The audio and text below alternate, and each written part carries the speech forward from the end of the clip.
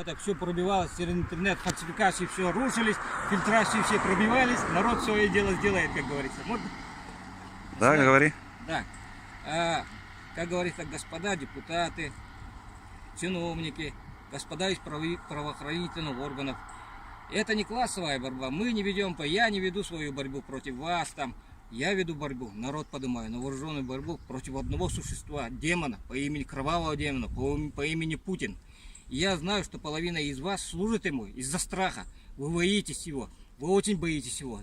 Даже смотреть в глаза вы боитесь его. Поэтому вас охутился страх, поэтому вы служите ему, а не народу. Потому что он великий маг, черный колдун. Это я как шаман говорю. Он иллюзию опутал, всю страну, весь мир себя запутывает.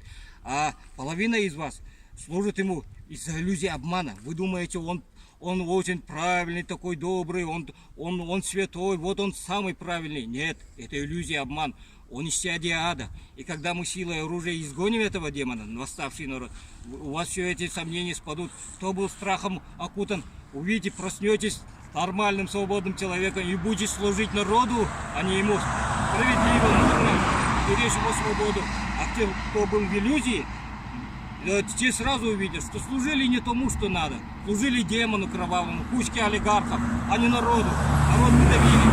А мы вам, как говорится, когда начнем строить, мстить не будем. Месть — это грех. Вообще все религии говорят, месть — это грех. Всем прощение.